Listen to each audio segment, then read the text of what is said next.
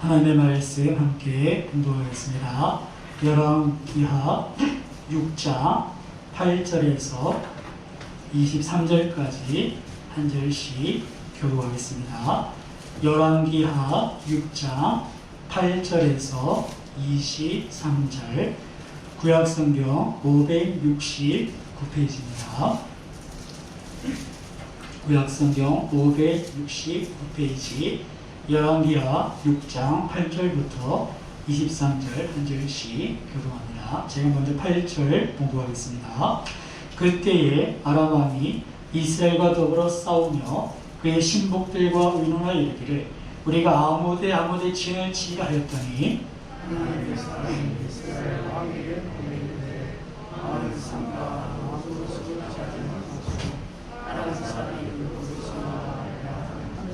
이스라엘 왕이 하나님의 사람이 자기에게 말하여 경계한 곳으로 사람을 보내 방비하기가 한두 번이 아닌지라.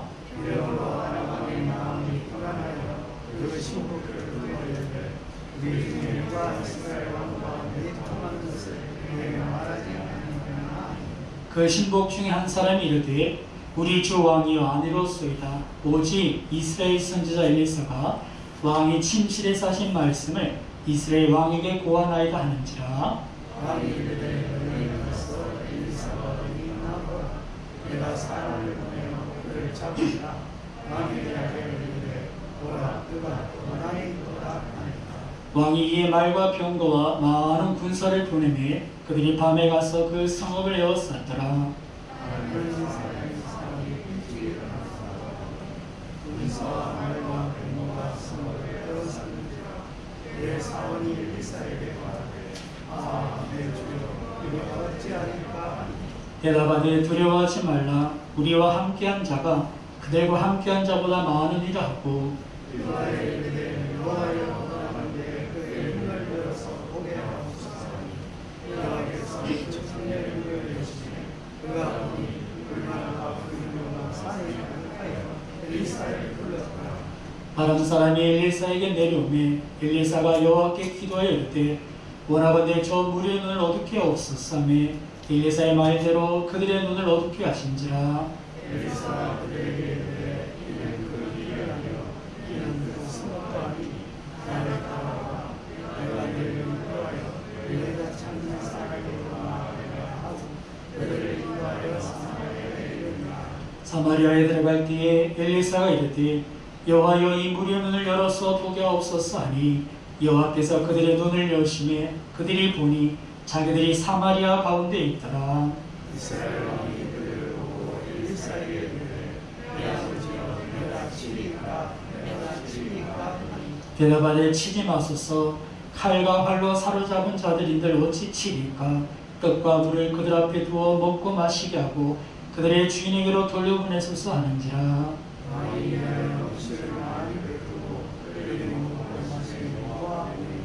그들이 그들의 주인에게로 돌아가니라. 이로부터 아람 군사에 그녀가 다시는 이스라엘을 아니고 하리라. 아멘. 할렐루야. 우리 옆에 분들에게 가족끼리 계시겠지만 인사를 드리겠습니다. 하나님께서 함께하십니다. 하나님께서 함께하십니다. 우리 하나님의 평안을 비는 마음으로 샬롬이라고도 한번 인사를 보겠습니다. 샬롬.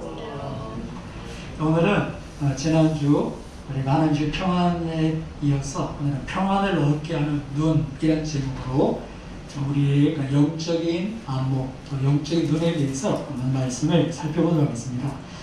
제가 50이 넘어가면서 신체 변화의 가장 큰 변화는 시력이 나빠지는 것인 것을 이렇게 보게 됩니다. 제 공식적인 그 시력은 2.0이었습니다. 중고등학교 때 공식적으로 시력이 2.0이었는데 2.0의 시력이 어느 정도냐면 책상에 딱 앉으면 옆으로 한 칸, 두 칸, 두 명씩 앉았죠. 또 옆으로 한 칸, 두 칸, 그리고 앞으로 한 칸, 두 칸.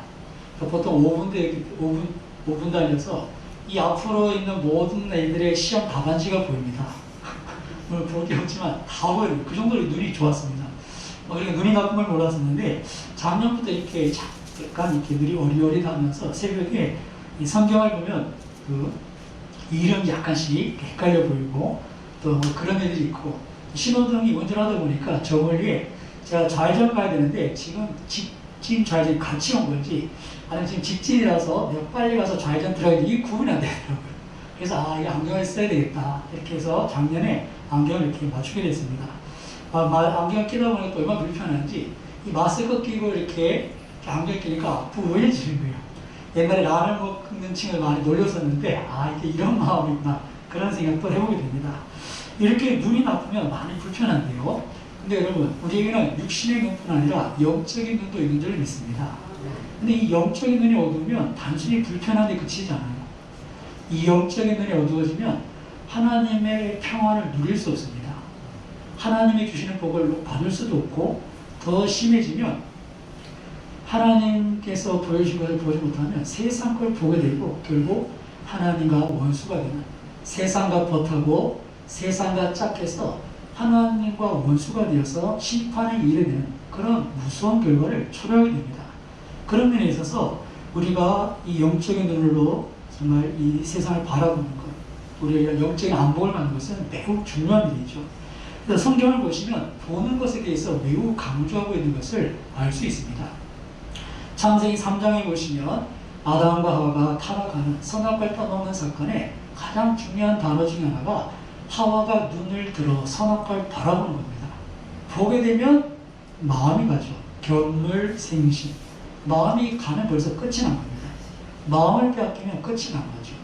물을 지킬 만한 것보다 마음을 지키는데 우리가 벌써 보기 시작하면 마음이 가고 거기서 끝이 나는 겁니다. 그렇게 아담과 하와는 그 잘못된 욕망을 가지고 선악과를 바라보고 결국 에덴 동산에서 쫓겨나게 됩니다. 영생을 잃어버린 것이죠.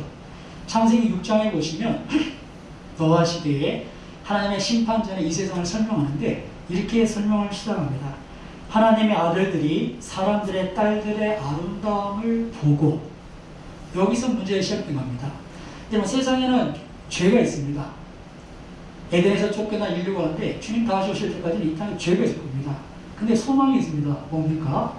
하나님의 아들들, 하나님의 백성들이 아직도 이 틀을 지켜하고 있습니다. 교회가 남은 그렇다고 소망인 것이죠. 그런데 브루투스, 너마저 이런 것처럼 하나님의 아들들마저도 어떻게 됩니까? 그들이 눈이 보기 좋은 대로 사람들의 딸들을 취하는데 성경을 보시면 모든 여자를 아내로 삼았다. 일물칠만 해라.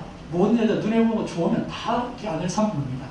거기에서부터 이 홍수 심판이라는 그런 하나님의 심판이 불가피해졌다는 그런 설명을 보게 됩니다. 하나님의 아들들이 사람의 딸들의 그 아름다움을 보고 취하게 되죠. 또한 아브람과 그 조카 롯의 이야기를 살펴보면 그 두 사람의 운명이 극단적입니다. 근데 어떻게 이렇게 되는가? 그 차이는 무엇을 보느냐의 차이였습니다. 아브람은 어떤 것을 보았습니까? 하나님께서 내가 네게 보여줄 땅, 하나님 보여주신 것을 보고자 했습니다. 근데 롯은 어땠습니까? 아브람이 네가 좌하면 우하고 네가 우하면 내가 좌하겠다 그랬더니 눈을 들어 뭘 보는 겁니까? 저 요단들을 보는 겁니다. 저 비옥한 땅. 정말 그때만 해도 애국같이 풍요롭고 정말 멋진 그 땅을 이렇게 보면서 막상 그 안에 있는 죄와 임박한 하나님의 심판을 못 본 겁니다. 그래서 곧 불바다가 돼 불로 심판받을 그 불거덩이 속으로 이 롯이 지발로 걸어 들어온 겁니다. 왜요? 그 눈이 지금 육신적인 눈밖에 없었기 때문이죠. 그러나 아브라함은 하나님께서 보여주신 걸 줬고 하나님에게 동서남북을 바라보라. 하나님이 주신 것을 보여주십니다. 사사시대에 가면 더 노골적으로 우리가 무엇을 보느냐 이것이 이 사사시대의 문제였음을 소개해 주는데요. 사사시대를 한마디로 표현하면 이렇습니다. 왕이 없어서 자기 소견에 오른 대로 행했다. 그렇게 되어 있습니다. 자기 소견에 오른 대로 행했다는 원문은 이시아인 아시아르 아사라는 용어인데요. 그 번역을 하면 그들의 눈에 오른 대로 행했다. 그런 표현입니다. 그러니까 자기들이 보고 자기들이 판단해서 자기들이 옳다고 생각하는 대로 행한 것. 그것을 자기 소견에 오른 대로 행했다. 자기 눈에 그렇게 표현하죠. 여러분 삼손도 어떻습니까? 블레셋 지경에 갔다가 한 여자를 보고 거기서부터 문제가 시작되는 겁니다. 그래서 이 삼손의 운명이 어떻게 됩니까? 두 눈이 뽑혀버리는 그런 불행한 운명을 겪게 됩니다. 신약에도 오시면 이 믿음과 보는 것의 연관성을 소개해 주는데요. 예수님께서 베드로를 물 위로 걸어오라고 하십니다.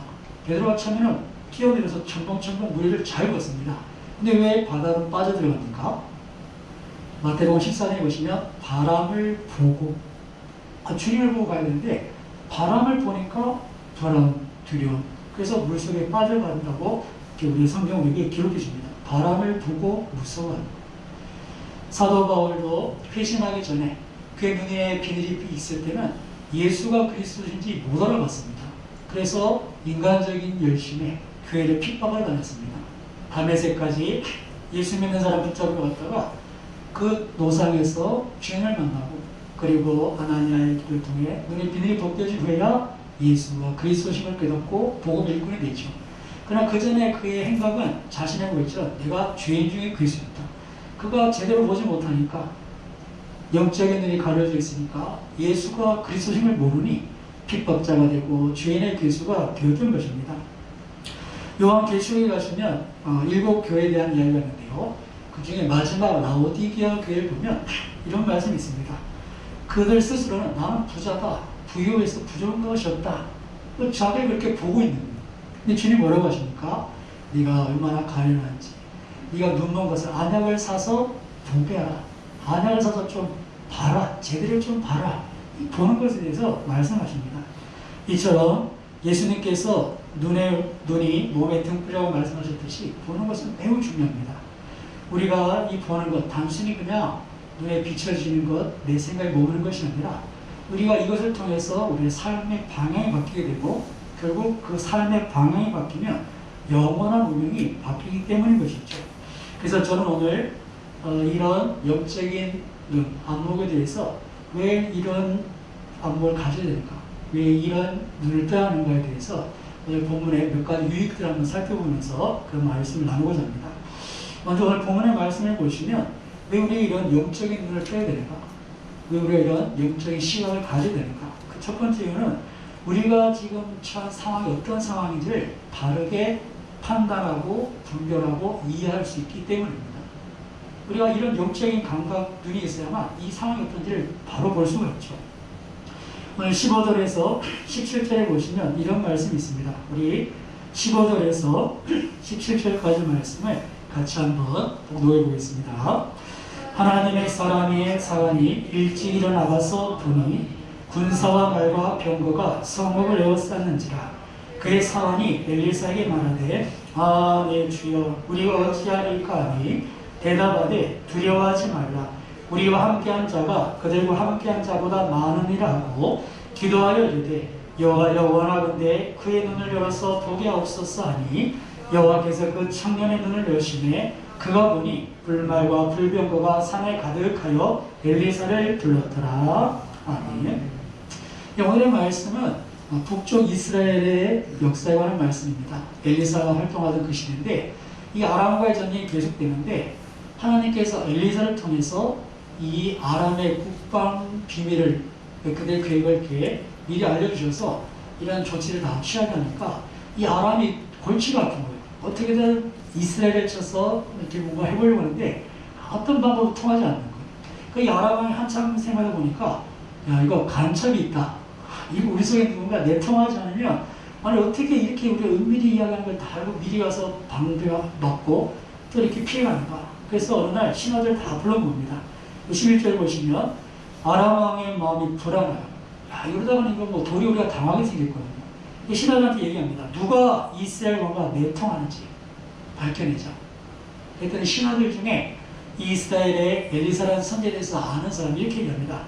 우리 주 왕이 아니었소이다. 오직 이스라엘 선지자 엘리사가 왕이 친칠해서 하신 말씀을 이스라엘 왕에게까지 달고합니다. 정말 뭐라고 이렇게 말씀하신 것도 다 알려주시니 미리 가서 방배하니 우리가 어떻게 하겠습니까? 자, 그러니까 어떻게 되겠습니까? 이 아람 왕이 그럼 대안은 엘리사라는 선지자를 없애야 되겠구나. 그렇지 않고 우리가 어떻게 볼 도리가 없겠구나. 그래서 13절 마지막에 보시면 이 엘리사 행적을 추적합니다. 어디 있는지 찾아봐라. 그래서 모든 첩보 장치를 동원해서 이 엘리사가 도담에 있던 것을 찾아냅니다. 굉장히 이렇게 촉구력이 있는 것 같아요. 당장 찾아냈습니다. 그리고 14절에 보시면 말과 병거 많은 군사. 이번에 확실히 끝내겠다는 겁니다. 확실히 도단에 있다는 걸 정보를 캐냈으니까 확실하게 이번에 엘리사를 제거한다. 그래서 급한 겁니다. 말과 병과 많은 군대를 보내서 밤중에 가서 이렇게 성을 탁 들어서고 완전히 철통같이 막아버린 겁니다. 자, 이 상황을 한번 보시면 어떻습니까? 아마 이 아람 왕이 이제 쾌를 불렀을 겁니다. 야, 이제 도관에 든 쥐다. 이제 엘리사가 없으면 이스라엘 까질까? 아마 그런 생각을 했을 겁니다.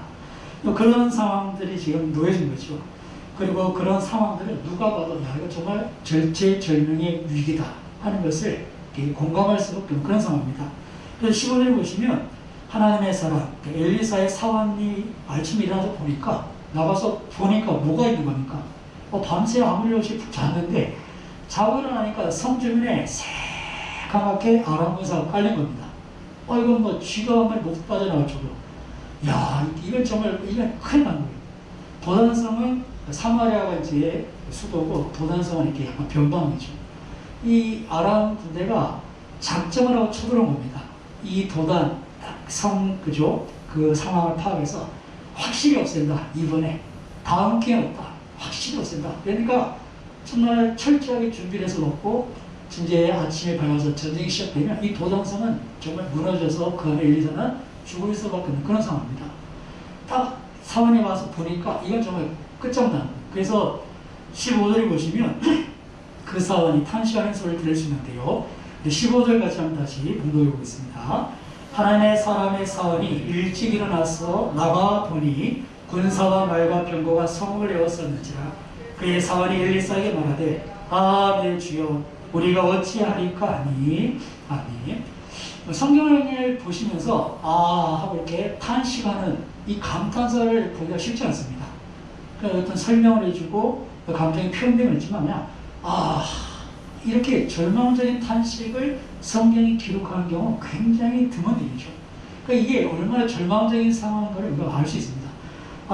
내 주여 어찌하리까. 뒤에 말하지는 않지만 이제 끝났습니다. 이제 하늘이 무너져도 솟아날 구멍이 있다고 하는데 전혀 그런 구멍도 없습니다. 큰일 났습니다. 주님 엘리사여 어찌하겠습니까? 이제 정말 이렇게 절망감 되는 그런 탄식을 우리에게 보여주는 것이죠. 여러분 아마 우리도 이런 상황을 봤으면 그렇게 절망할 겁니다. 어찌할까? 그냥 이렇게 털썩 주저앉아서 정말 그 자리에서 넋을 잃어버렸을지 모르겠습니다. 근데 여러분 똑같은 상황에 처한 엘리사는 전혀 다르게 합니다. 16절도 같이 공독해 보겠습니다. 16절입니다. 대답하되 두려워하지 말라. 우리 함께한 자가 그대로 함께한 자보다 많음이라 하고. 아멘. 이거 두려워하지 말라는 겁니다. 털썩 주저앉아서 주님 어떻게 하겠습니까? 주여 우리 어찌 되겠습니까? 이제 다 죽었습니다. 그래 주저앉아가지고 죄송합니다. 오줌을 질질 싸고 있을지 모르겠는데 이렇게 완전히 반쯤 넋이나가 이 사원에게 엘리사가 말합니다. 두려워하지 말아라. 네가 저 많은 군사와 병거 보고 그렇게 털썩 주저앉았냐? 우리에게는 우리를 위한 더 많은 자가 함께 있다. 그렇게 얘기하는 겁니다. 그럼 그들과 함께한 자보다 우리 함께한 자가 더 많다. 지금 엘리사는 뭘 보고 있는 겁니까? 이 사환이 바라보지 못하는 것을 보고 있습니다. 이 사환은 성을 둘러싼 많은 병거들, 말들, 군사들, 정말 그 무기들이 햇빛에 바짝바짝 빛나는 그 모습에 정신이 나가버렸는데 엘리사는 지금 전혀 다른 것들을 보고 있다는 겁니다. 그에게는 영적인 눈이 있어서 이 상황 속에 함께 하시는 하나님의 역사 그리고 하나님의 군대를 보고 있는 것이죠. 사랑하는 여러분, 우리에게 이런 영적인 안목, 믿음의 눈이 있어야 합니다. 여러분, 우리를 힘들게 하는 문제들이 어떤 겁니까? 한번 자세히 살펴보십시오. 우리가 정말 하나님 어떻게 하겠습니까? 주님 어찌 하겠습니까? 정말 절망스러운, 정말 그렇게 여러분들에게 정말 두려움을 주고 정말 낙심케 하는 그런 문제가 있다면 어떤 문제가 있습니까? 그런 문제 가운데 우리가 정말 다시 한번 바라보야 될 것은 그 가운데 하나님이 어떻게 함께 계시는가를 바라볼 수가 있어야 합니다. 그것을 바라보지 못하면 우리를 엄습하는 두려움, 불안, 특별히 염려를 떨쳐낼 수 있는 사람은 아무도 없습니다. 이걸 내 힘으로 어떻게 감당하며 누가 봐도 빤한 상황 아닙니까? 작정하고 갔습니다. 이 아람 왕이 보내 군사를 때 대충 그랬겠습니까? 이번에 뿌리 뽑는다. 확실히 엘리사를 제거한다. 밤에 가서 산 꽉 이어서 아침만 돼봐라 이제 끝장난다. 더 이상 어떤 방법이 없는 그런 상황입니다. 그런데 여러분, 그런 가운데 우리가 믿음의 눈을 열면 우리가 그 가운데에서 여전히 살아서 함께 하시는, 그렇게 우리를 둘러싸고 계신, 우리를 둘러싼 문제보다 그 크신 능력의 손으로 우리를 붙잡고 계신 그 하나님의 역사를 보게 되는 줄 믿습니다. 지금 우리에게 필요한 것이 그겁니다. 2021년 저 변함은 없습니다. 어쩌면 2020년이 더 어려울 수 있습니다. 아직 금융사태가 터지지 않았지만 정말 이런 대출 상환 여러 가지가 아주 묶여있어 그렇지만 이 모든 것에서 은행에서 이런 조치가 취하는 건 정말 어려운 때입니다. 이런 그런 상황 가운데 현실만 보면 답이 없습니다. 그러나 그 가운데서 우리가 다시 한번 하나님께서 우리에게 하셨던 말씀, 내가 너희와 항상 함께 있겠다. 다윗이 그 하나님을 바라보지 않습니까? 사망의 음침한 골짜기에서 그가 해를 두려워하지 않았다. 그 이유는 단 하나입니다. 그 상황을 가소평가한 게 아닙니다. 이 사망의 음침한 골짜기 지날 때, 이건 뭐 다른 세대시 뭐 하나 어떻게 이게 대충 그런 게 아니라 그 사망의 음침한 골짜기의 그 상황 속에서 여전히 그는 하나님이 함께 계신 것을 바라보았던 것이죠. 사랑하는 여러분, 오늘 우리 가운데 정말 이렇게 함께 하셔서 우리 피난처 되시고 도움이 되시고 우리 요새가 되시고 우리 산상이 되시는 그 주님을 바라볼 수 있기를 주님의 이름으로 축원합니다. 그럴 때 하나님 약속하신 평안을 누릴 수 있는 겁니다. 제자들이 두려워서 방문을 꼭 잡고 있는데 주님 오셔서 말씀하시죠. 너에게 평안이 있을지어다. 아니 거기 어떻게 평안이 있습니까? 그런데 주님은 그들에게 평안을 약속하시고 그리고 여전히 저와 여러분에게도 그 하나님의 평안을 말씀하시는 줄 믿습니다. 그것을 바라볼 수 있어야 됩니다. 그럼 우리가 어떻게 그런 걸 바라볼 수 있는가? 우리가 어떻게 그런 안목을 가질 수 있는가? 하나님 우리에게 그런 눈을 가질 수 있도록 우리에게 이 세상을 바라볼 수 있는 영적인 시각을 그런 틀을 하나 주셨습니다. 그게 뭐냐면 하나님의 말씀입니다. 여러분, 하나님의 말씀을 통해서 우리가 이 세상을 바라볼 때 이것들을 분별할 수 있는 지각이 열립니다. 그래서 히브리서 5장 14절은 단단한 음식은 장성한 자의 것이니 그들은 지각을 사용함으로 연단을 받아 선악을 분별하는 자들이다. 그리스도인으로서 성장한 장성한 사람, 믿음이 좋은 사람이 어떤 사람이냐? 미심이라고 침 많이 튀는 사람 아니고 정말 오래 기도하고 이런 사람이 아니라 뭡니까? 그들에게 지각이 있어서 하나님의 뜻을 분별할 수 있는 사람, 선과 악을 분별할 수 있는 사람, 그런 안목 있는 사람을 성경은 장성한 자다 그렇게 표현합니다. 이런 것이 어떻게 됩니까? 단단한 음식, 하나님의 말씀의 경륜을 이해하는 사람들, 하나님의 뜻을 이해하는 사람들, 하나님이 어떤 분인지 그분의 성품을 잘 아는 사람들, 그분이 어떤 일을 하실 수 있는지 능력을 아는 사람들, 그런 이들에게 이런 안목이 생기는 겁니다. 사랑하는 여러분, 2021년 우리가 교회 생활 카드도 받으셨는데 이번에 어찌하든 성경 읽도 하는데 다시 마음을 드릴 수 있기를 주님의 이름으로 축원합니다. 그리고 여러분에게 나눠드릴 카드는 왼쪽으로 한번, 오른쪽으로 한번, 동그라미까지 3번 읽으실 수 있습니다. 그래서 교회 이렇게 교회 생활 카드 몇 장 없는데 내가 좀 아껴 이런 생각 마시고 마음껏 읽으시고, 제가 작년에 2021년 생각하면서 몇 가지 생각들 한 게 있는데 우리가 주일 5일을 마치고는 좀 자유롭게 하잖아요. 그래서 제가 첫째 주는 기도하는 주일 해야겠다. 그래서 1월달부터 모이면, 첫째 주 모이면 기도에 대해서 좀 우리가 알아야 될 말씀을 나누고 또 같이 좀 기도하면서, 처음에 기도하는 게 정말 힘듭니다. 5분 기도 못하는 사람은 평생 5분 이상 기도 못합니다. 그래서 그 같이 기도하는 게 참 중요하거든요. 그래서 모여서 이렇게 짧게 기도하고 어떻게 기도해야 될지도 알려드리고 또 같이 기도하면서 1월 달에는 목표가 10분 기도, 2월 달에는 20분 기도, 3월 달에는 30분 기도, 12월 달에 가면 120분 기도. 그래서 한번 딱 주로에 보면 120분 기도 한번 할 수 있는 그런 것들 이렇게 생겼습니다. 첫째 주는 기도하는 주일, 둘째 주, 넷째 주는 전도하는 주일. 그래서 전도가 부담스럽지만 주보에 보시면 그 오른쪽 교도문 밑에 10초 메시지라는 게 있습니다.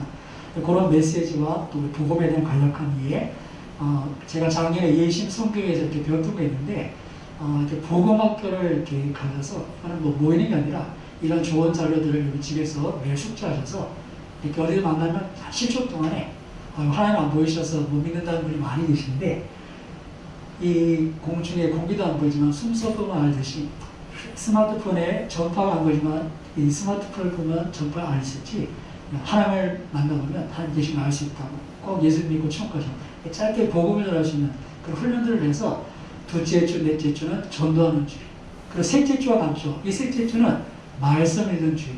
그래서 오후에 이렇게 모이면 우리가 정말 이렇게 말씀 좀 집중적으로 읽을 생각했습니다. 그래서 1월달은 마태복음 한 주에 모여서 마태복음 다 읽고 한 서너 시간. 둘째 달에는 마가복음 다 읽고 뭐 그런 식으로 해서 신약을 다 보는 걸 이렇게 생각했습니다. 지금 이 코로나 때문에 모이지 못하는데 어떻게 줌이라는 걸 사용해 볼까 지금 고민 중인데 어떻게든 말씀을 읽으면 우리가 선악을 분별할 수 있는 그 지각이 열립니다. 그럼 어떻게 됩니까? 엘리사의 시종처럼 아이고야 죽겠구나 그렇게 절망하는 게 아니라 그 속에 하나님의 뜻이 무엇인지 하나님 뭘 원하시는지 그리고 그곳에서 하나님 어떻게 역사하실지를 우리가 알게 된다면 그 모든 상황을 엘리사처럼 담담하게 이겨나가게 된 줄 믿습니다. 그런 안목을 가져야 되는데 말씀을 여러분이 깨달으셔야 됩니다. 두 번째는 우리가 기도를 해야 됩니다. 오늘 17절에 보시면 이 엘리사가 이 상황을 위해서 기도해 주죠. 여호와여 원하건대 그의 눈을 열어 보게 하옵소서. 그의 눈을 열어 보게 하옵소서. 우리의 영적인 안목은 영적인 것이기 때문에 기도를 해야 합니다. 기도를 할 때 우리에게 지금 가장 큰 유익 중 하나가 이 영적인 민감함을 더해줍니다. 영적인 감각이 살아나는 거예요. 기도할 때. 그래서 그냥 보통 지나가는 보통 일상인데도 그 속에 하나님께서 성령의 감동을 주시죠. 그래서 이 상황에 대해서 깨닫게 하시는 게 있습니다. 이거는 사람이 지식이 아닙니다. 이건 단순히 성경을 많이 알아서 되는 부분도 아니고 성령의 지도가 필요한 부분인데 그래서 우리의 영적인 무장 중에 말씀의 검은 성령의 검이다. 그리고 이 모든 것에서는 무시로 항상 기도에 힘쓰러 하는데 이런 것들을 감당하기 위해서는 이런 영적인 무장들을 제대로 활용하기 위해서는 기도가 필요합니다. 그래서 오늘 엘리사도 이 상황에서 기도했던 것처럼 우리에게 기도할 때 성령의 조명, 또 성령의 강화감동, 하나님이 주신 지혜가 우리 모든 상황들 속에 그렇게 함께 하신 하나님을 보고 하나님이 하실 일을 기대할 수 있다는 것을 기억하시고 왜 맨날 교회만 성경 읽자고 기도하자고만 하는가? 기도합시다. 그게 다 이유가 있다.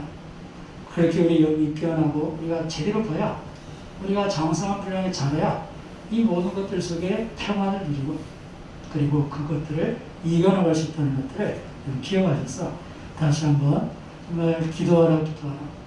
늘 하던 기도에서 아무 일 없다면 조금 더 우리 기도의 깊이를 더해줄 수 있기를 주님의 이름으로 축원합니다.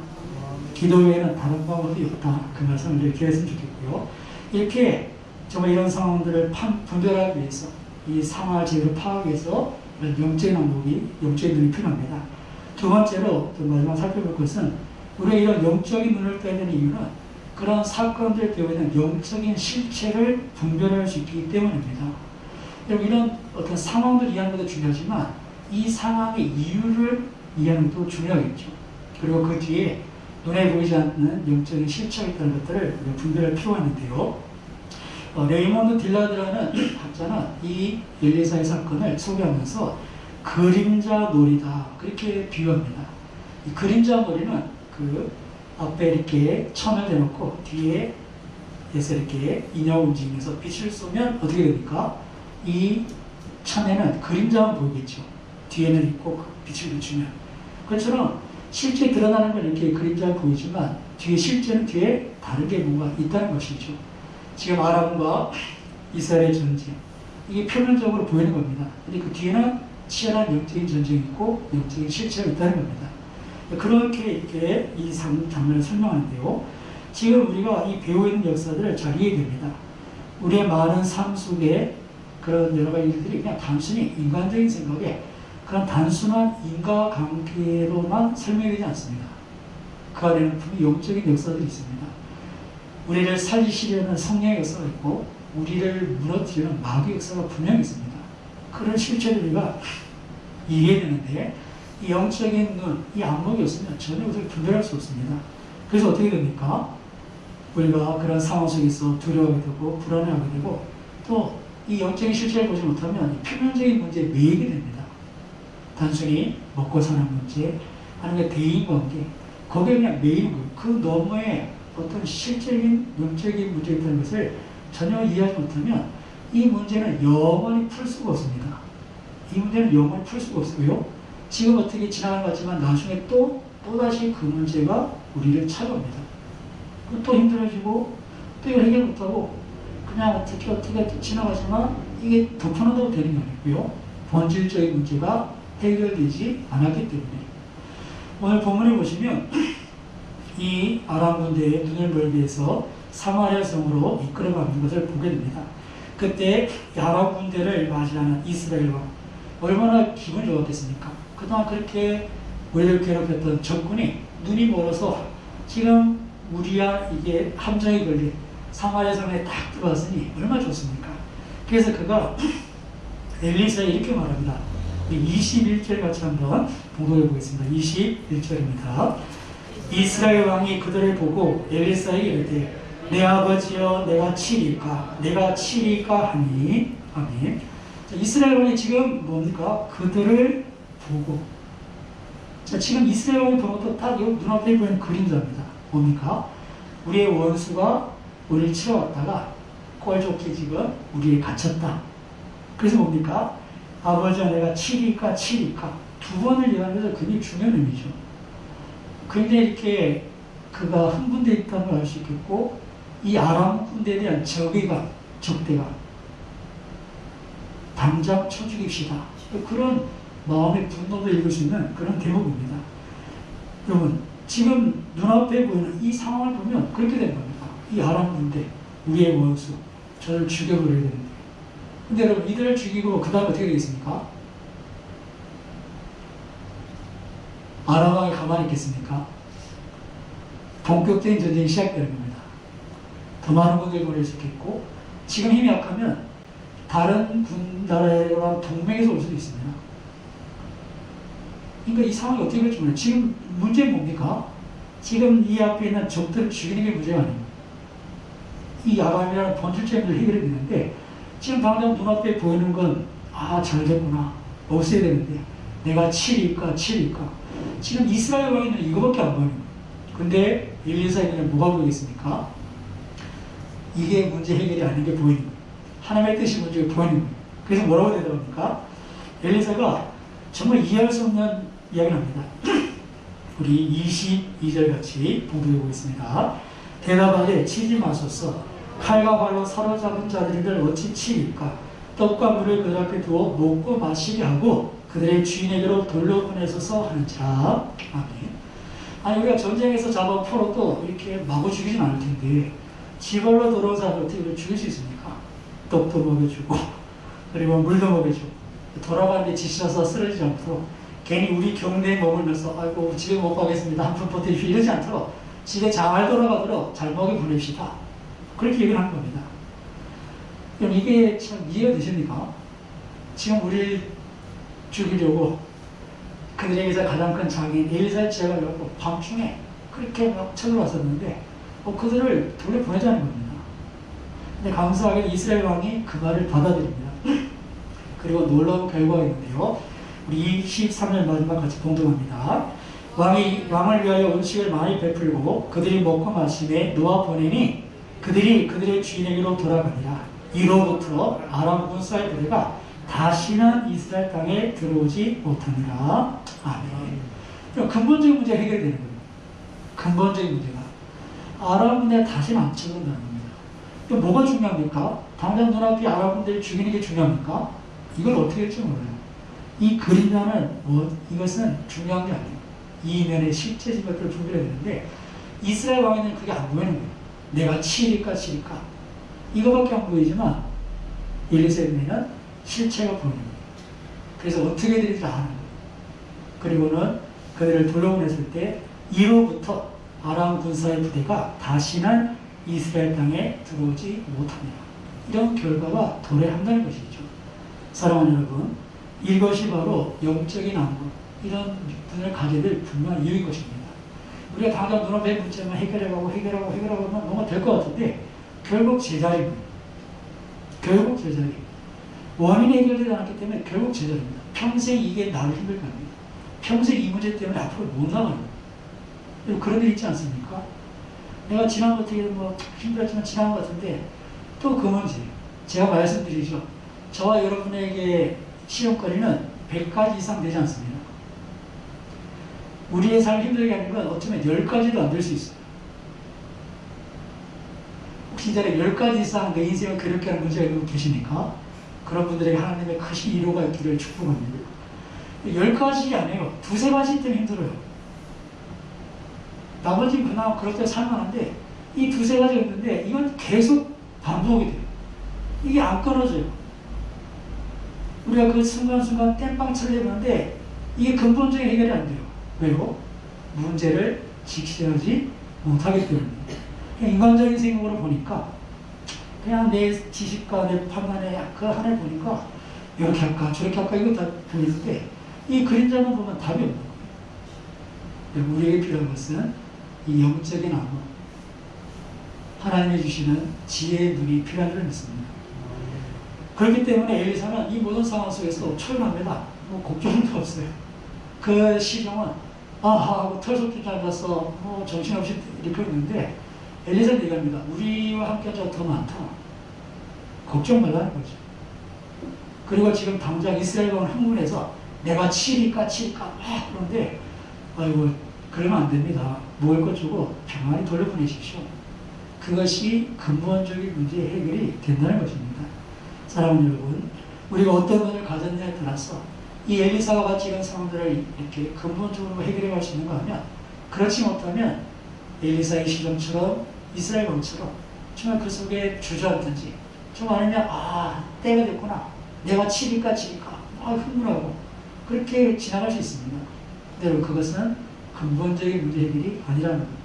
왜 그런 얘기가 만나면 정말 우리가 하나님 우리에게 평안을 약속하셨고 평강의 왕이신 그분이 우리에게 장래에 희망을 주려고 하실 때 우리가 어떻게 그것들을 누릴 수 있는가, 어떻게 하나님의 나라를 경험할 수 있는가, 그것은 오늘 말씀처럼 우리가 영적인 눈, 바른 안목을 가져야 될 때, 우리가 말씀을 통해서 기도를 통해서 그 분명한 실체를 파악할 때 그 평안을 누릴 수 있다는 것을 다시 한번 기억하셔서 2021년은 정말 우리의 삶과 우리의 가정과 우리 교회 가운데 이 평안이라는 단어, 피스라는 단어, 샬롬이 하나님 주신 키워드 되기 원합니다.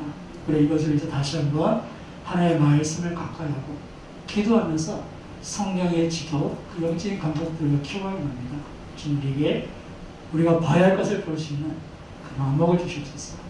다시 한번 하나님을 가까이 할 수 있는 그런 조용히 되시기를 주님의 이름으로 축원합니다. 기도하겠습니다.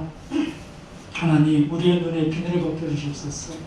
우리가 평생 세상을 바라보는 눈이 고정되어 있습니다. 세상의 가치, 또 우리의 욕심, 또 우리의 한계에 이렇게 메어서 우리가 바라봐야 할 것을 바라보지 못합니다. 우리가 하나 앞에 나갈 때 주님 말씀으로 분별할 수 있게 하시고 성령님 지혜를 주시되 선악과를 분별할 뿐 아니라 이 모든 실체들, 이런 부분의 영적인 불의를 우리가 이해할 수 있도록 주님 우리에게 그런 안목을 주셔서 정말 우리를 불안하게 하고 염려하는 모든 문제들 속에 우리가 하나님의 평화를 누려가고 그 속에 다윗처럼 하나님 나와 함께 계시다 고백하며 우리가 그것을 두려워하지 않고 그 길을 끝까지 감당할 수 있도록 말씀을 생각하시고 기도하시고 제가 기도하겠습니다.